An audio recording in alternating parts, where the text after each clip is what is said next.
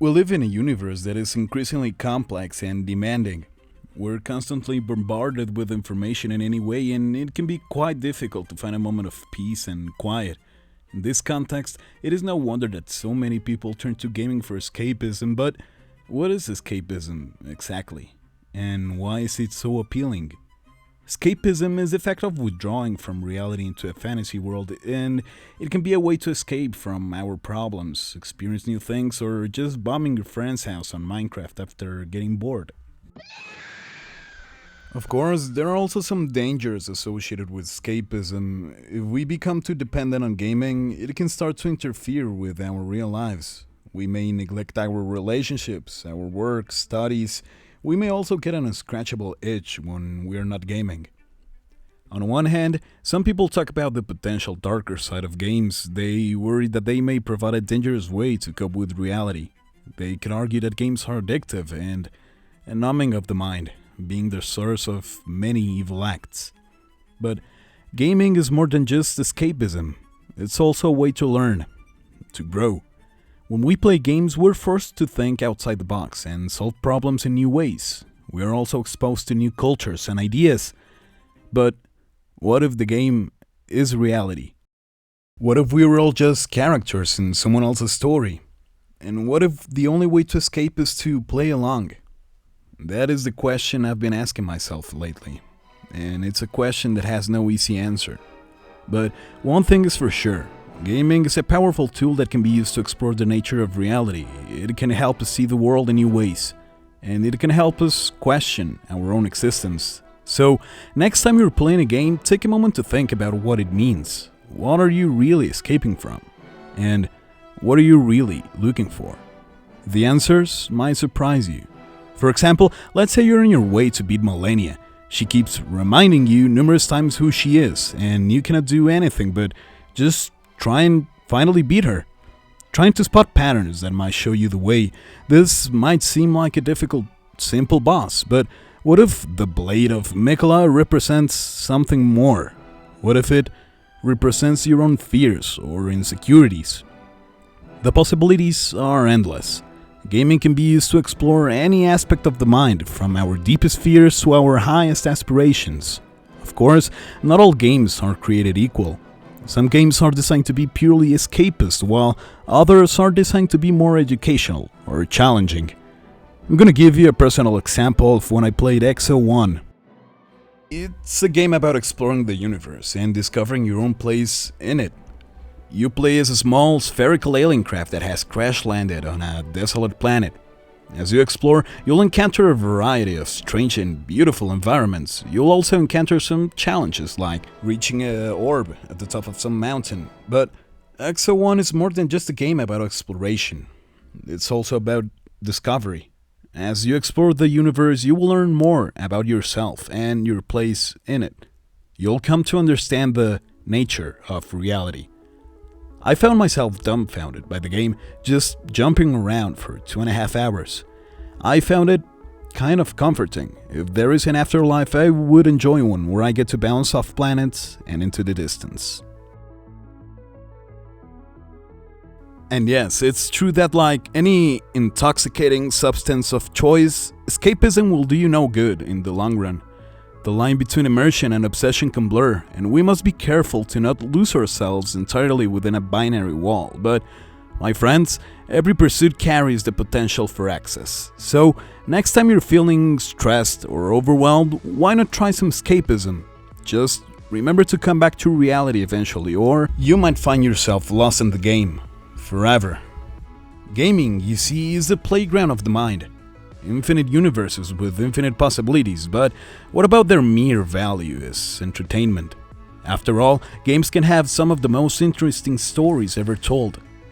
Let us now go to the Symphony of Entertainment, where creativity dances with technology, keeping room for Jesus in the middle, of course, and narratives that rival the finest works of Shakespeare, just with fewer silly words and more epic loot drops.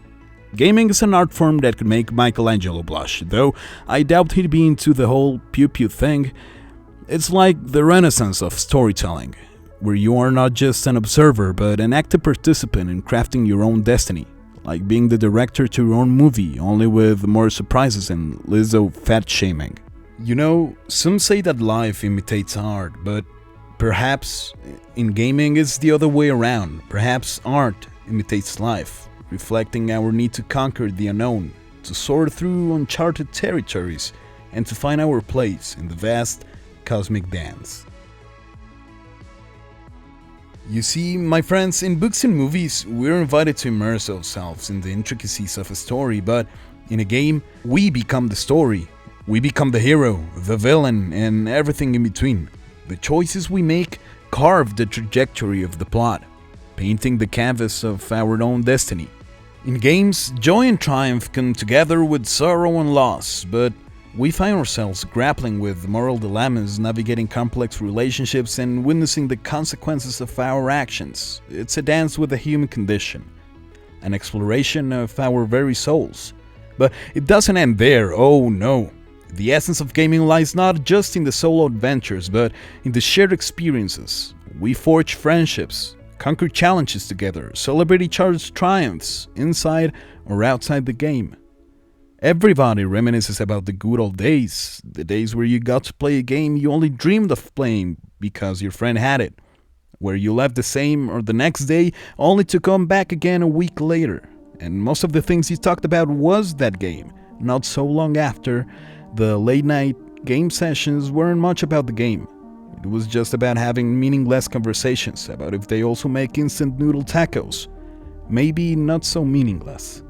Which in itself can be a form of escapism, I suppose. I suppose that's the beauty of gaming. It can be whatever you want it to be. But what makes games so special? What makes them more than just escapism?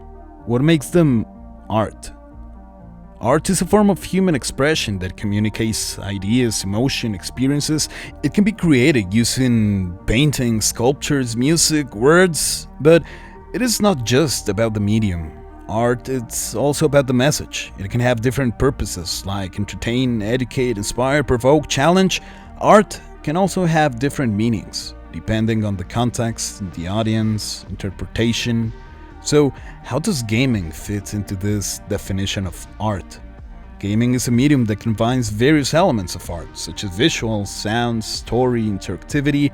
It is also a message that can have different purposes and meanings, depending on the game design, the gameplay, and you. But what makes gaming unique as an art form is not that it's just a one-way communication, it's a two-way dialogue between the game and yourself. You feel like you're a part of the game world, and the choices matter, and so do you. You feel like you're co-creating the game experience with the game designer. This is what makes gaming more than just escapism. Escapism is about avoiding reality and immersing yourself in a fantasy world. Gaming is about engaging with reality and creating your own meaning inside it. This is what makes gaming art. Art is about expressing yourself and communicating with others. Gaming is about exploring yourself and interacting with others. And this is what makes gaming special. Gaming is a form of art that allows you to be both the creator and the consumer of your own entertainment. And that's why I love gaming. And that's why I think you should too. But don't take my word for it. Try yourself. Play some games that challenge you, inspire you, or make you laugh. Play some games that make you think, feel, or wonder. Play some games that make you happy, and then tell me what you think.